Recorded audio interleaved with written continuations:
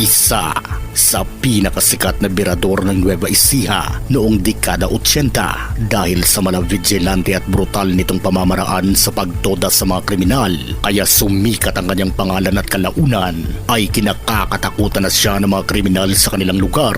Isa siya sa mga naging instrumento para tumahimik ang magulong lugar noon sa Nueva Ecija, lalo na noong dekada 80 dahil sa panahong yun ay laganap ang kriminalidad sa lugar, kagaya na lamang ng mga unsolved cases ng mga kriminalidad, lalo na ang malawakang pagnanakaw ng mga kalabaw sa mga maliliit na magsasaka. Dito na isa-isang niligpit ng mga vigilante ng Nueva Ecija ang mga pasaway sa batas. Sinong mag-aakalang ang isang nobelista, direktor, producer, comics writer at police patrolman ay may tinatago pa lang isang madilim na lihim bilang isang kilabot na berador ng Nueva Ecija. Siya si Henry S. Cruz o mas kilala sa alias Pogi. Ipinanganak noong April 30. Walang malinaw na detalye ng taon ng kanyang kapanganakan. Galing umano sa pamilyang may kaya sa buhay ang angka ni Henry na tubong Pampanga, kung saan naging vice mayor ang kanyang ama sa isa sa mga bayan nito. Pero lumipat sila sa San Mariano, Santa Rosa, Nueva Ecija kasama ang tatlong niyang mga kapatid na sina Gani, Chito at Hinaro.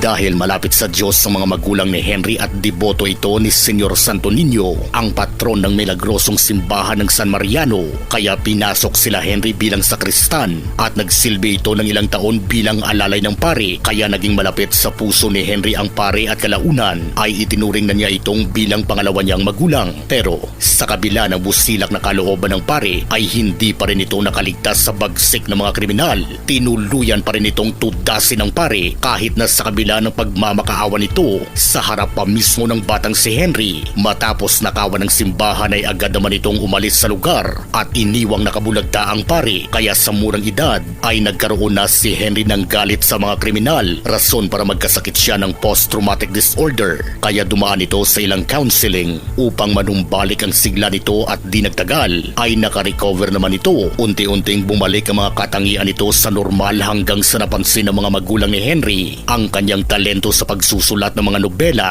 Dahil sa panahong yun ay wala pang internet at bihira lang ang mayroong telebisyon, kaya kadalasang libangan ng mga tao noon ay ang mga comic books at mga nobela na nailathala sa mga pahayagan na mabibili mo lang noon sa halagang 10 sentimo. Dahil sa angking talento ni Henry sa pagsusulat ay unti-unti siyang nagkapangalan bilang magaling na nobelista. Di nagtagal ay naitampok na sa mga pelikula, radyo at pahayagan ng ilan sa kanyang mga obra, kagaya ng Vigilante, Bigo Pa Rin Ako, Si Hepe, Silang Mga Hudas at Sintibay ng Puno at marami pang iba. Pero ang tumatak sa lahat ng kanyang obra bilang nobelista ay ang birador na ginawan pa nito ng pelikula. Dahil sa kasikatan nito ay unti-unting nakilala si Henry sa industriya bilang magaling na manunulat at kahilera na niya ang ilan sa mga sikat at respetadong comic writers na sina Carlo J. Caparas, Mars Ravelos, Abby Ocampo, Mark Santana at Carl Comendador. Sa katunayan, ang lumabas na litrato na kumalat sa social media ni alias Pogi kasama ang mga bigating comic writers ay patunay at matibay na ebidensya sa kanyang pagiging magaling na nobelista.